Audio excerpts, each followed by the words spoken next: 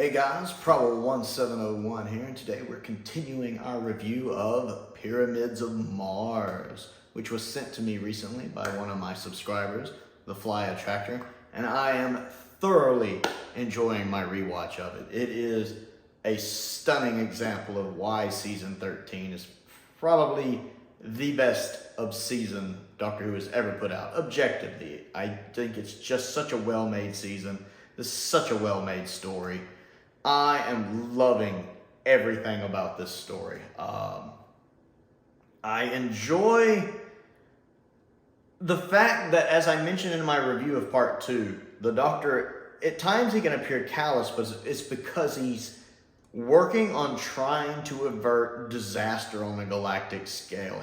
He's constantly trying to figure out how to stop Sutekh. And I love some of the exchanges. Like right at the beginning, he's having to get on to Lawrence, the professor's brother. He's like, you may have ruined my only chance I had of stopping him because the machine got destroyed. He goes, well, I was trying to help my brother. If it help if you think of him, he's just an animated cadaver. That's all he is. He's a walking corpse at this point, basically. And he tells him, stay here. Because he doesn't, as much as the Doctor seems to like Lawrence. I think he appreciates his scientific curiosity. He knows he's a hindrance now because he cares so much about his brother. And while the Doctor is all about compassion, it's a good thing. Right now, it's more of a hindrance because he realizes the professor's gone. So he leaves with Sarah. And it's all about him trying to come up with ways to stop Sutekh. And when that's not working out, coming up with other ways. I love some of the humor in this, especially with Elizabeth Sladen as Sarah. Some of her little moments when, obviously, Tom is in very serious, I have to figure out how to save the universe, I can't joke right now moods for the most part. And I love that Sarah Jane just kind of pokes him sometimes. Like when he's using the sonic screwdriver to disable the shield. He's like, are you going to stand there and admire the scenery or are you going to help? Well, first your shoes need repairing, but I enjoy that. That whole scene when he's disarming the thing is so tense because he sells it with his face that this is tense. And then when they're recovering the explosive gel, I love that she just tosses the box to him and he's like, huh? She's like, what? And he's like, this is very unstable stuff. The slightest sneeze could set it off. She's just like, oh, sorry. And he's like, do you see any detonators or anything? And she goes, no, maybe he sneezed. And the poor Doctor just looks at her like, I love that scene. Maybe he sneezed. Just love the fact she kind of pokes him a couple times. Like when he's wrapped up in the bandages later and she makes a kind of snarky comment and he's like, don't provoke me.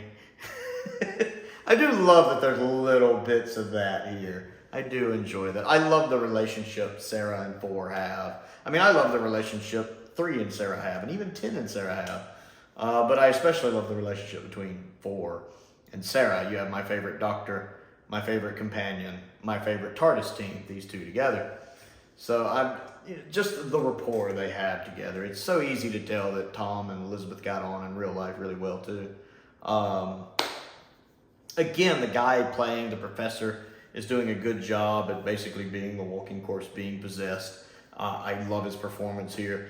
I do love the scene when the professor encounters Lawrence and they have that little moment. And there's actually that brief little moment where the professor kind of shakes it off for a few seconds. And when you think about that even the Doctor, as we'll see later in Part 4, because I've seen the story before, even the Doctor can be controlled by Sutekh. He's a Time Lord. He's the Doctor. And even he can't fight the will of Sutekh when Sutekh's really enforcing his will. So the fact that the professor is just a mere human, the fact he's able to shake it just for a few seconds, to me shows a strong willpower and a strong bond between the brothers. I mean, it's very obvious to tell that the brothers were close, that they had a very close bond with each other, a very strong bond. The fact that Lawrence is, throughout the whole episode, he's concerned about his brother and that it's obviously he loves his brother. The fact that the professor is able to shake off the Sutekh's control even just briefly like that, shows how much he cares about his brother. The fact he was able to fight off Sutekh, something even the Doctor struggles to do, I think is very telling. Now, unfortunately, he's only able to do it for a few seconds. And then sadly, he ends up killing Lawrence, which it's tragic. It really is tragic. And that's something when the Doctor and Sarah find him dead later, you know, she's like, one of the mummies did it. And he's like, nope, there's marks this time. His late brother must have paid a visit. She's like, that's terrible.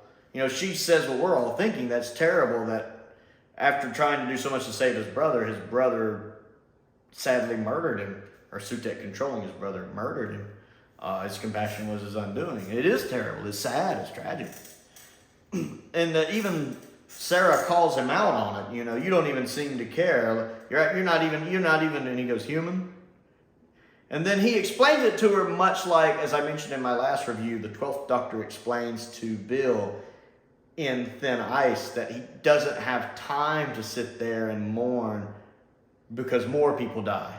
It mentions that in Thin Ice when she's like, you don't even seem to care. He's like, well, then more people die. If I sit here and mope about this, a lot more people are going to die. And the Doctor basically tells Sarah this here too. She's like, a man has died. He goes, 4 men. 5 if we count the Professor himself. I haven't forgotten, but I'm having to weigh that against millions of lives. And it's really more than that since it's galaxy-wide. Billions, trillions of lives. You know, he's basically telling her, it's not that I don't care, it's that I can't stop to care or more people will die. It's basically the classic Who version of that right here. And that's a very strong scene. I did enjoy that a lot. Like I said, Elizabeth Sladen and Tom Baker are just in fine form here. And again, that scene between the brothers, both actors are doing a really good job there. That's a really tender scene. It's just tragic how it turns out. I like the scene when Sarah shoots the little gel stuff and you see it start to ignite and then it goes right back in. It's interesting because I'd forgotten how much that's causing Sutekh to exert his will to keep it from going off to destroy the missile, that it's actually putting a strain on him. And the Doctor goes there just to distract him long enough, which works. He's like, Sutekh the Destroyer, and it distracts Sutekh just enough to hit to where the bomb goes off. And it manages to destroy the rocket, which of course pisses Sutekh off, because then that's when he catches the dog. That's a good cliffhanger too. I do like the cliffhanger. When you just see the eyes light up and the Doctor's like, against the wall. That's a good cliffhanger. I know Jess on Seska Says just reviewed this recently. And she mentioned in her review at the end that all the cliffhangers were really good, which isn't always the case in Classic Who.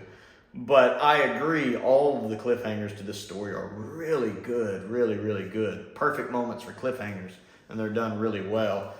And you get this idea of just how powerful Sutekh is. And I like that it even mentioned that earlier in the story. She's like, well, can you stop it? No, I'm nowhere in Sutekh's league. Well, what about your lot? And the Doctor tells her, nope. Not even my lot. It took the power of all 740 Osirans led by Horus to stop Sutekh. 740 gods? Yeah. I like the fact that even though the new series props up the Time Lords as like the oldest race, which we know is not true because the Weeping Angels are supposed to be older than they are, this brings up the fact that the Time Lords, while being immensely powerful, there are beings in the galaxy even stronger and more powerful than they are, and this includes the Osirans, and that it took 740 Osirans, led by Horus, working together just to stop Sutekh and imprison him. You know, that's pretty telling for how powerful Sutekh is, and the fact he's telling her, you know, even the Time Lords, my people, can't stop this. We need to stop this here. It really does a good job of getting across how dangerous and deadly Sutekh is and the threat he poses to the universe. So I really enjoy everything going on with this. The location work, the studio work, everything is just coming along really well. It's moving at a great pace. There hasn't been a moment where I've been taken out of the story. I am just on the edge of my seat, enjoying myself the entire time. It's just pinnacle Doctor Who. So what do you think of episode 3 of Pyramids of Mars? I would like to know, so comment down below and give me your thoughts on it. Other things to do, go ahead and click the like button and the subscribe button. That helps me out, and I certainly appreciate it. I also have a Patreon that does help me keep bills paid. If you would like to help me out with that, there's a link to that down in the description below. Several different tiers to choose from with different rewards and all that fun stuff. I also have a P.O. box if there's anything you would like to send me. This was actually part of a package sent by the Fly Attractor with several Target novels, including the Target novelization of this story, which I'll get to eventually. And I also have a link to my Amazon wish list and my Amazon UK wish list. Those are both down in the description as well, along with the P.O. box. Most importantly, though, I want to give a shout out to some of my top tier patrons, Colin Coney, Stephen Crane, and Finn Perkins. I appreciate their continued support as I do the support of all of my other patrons. And of course, as always, thank you for watching.